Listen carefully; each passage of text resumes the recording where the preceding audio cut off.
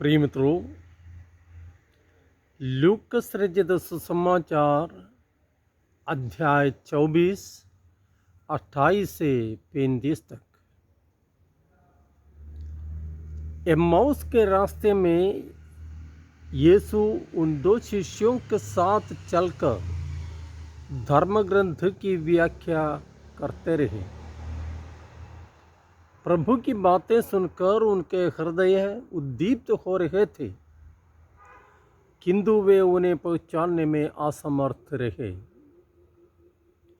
वे तभी उन्हें पहचान पाए जब प्रभु ने रोटी तोड़कर उसे उनको दे दिया।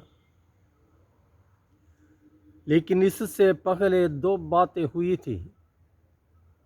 पहली बात,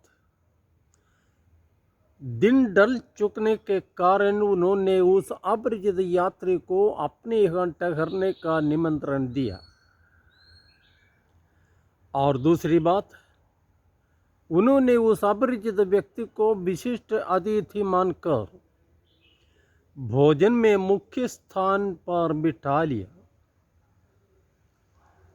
तभी प्रभु ने आशीष की प्रार्थना पढ़ी और रोटी तोड़कर उन्हें दे दी।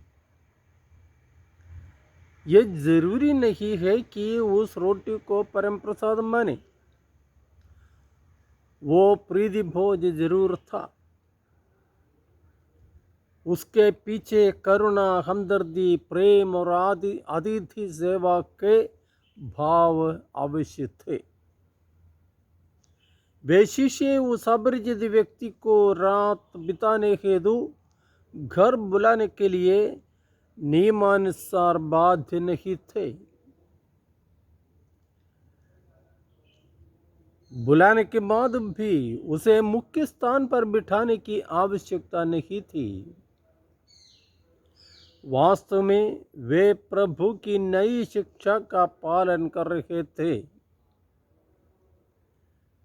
वे दुखी, हताश और विचलित अवश्य थे, लेकिन जाने अनजाने वे प्रभु के सच्चे शिष्य होने का प्रमाण दे रहे थे।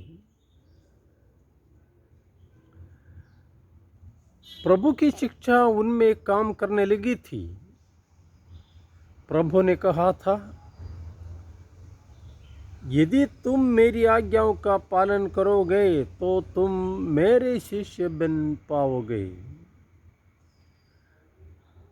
प्रेम की उस आज्ञा का पालन करने से वे प्रभु के मित्र बन चुके थे और प्रभु उनमें निवास कर रहे थे। उनके मन की आंखें खुल जाने का यही कारण था।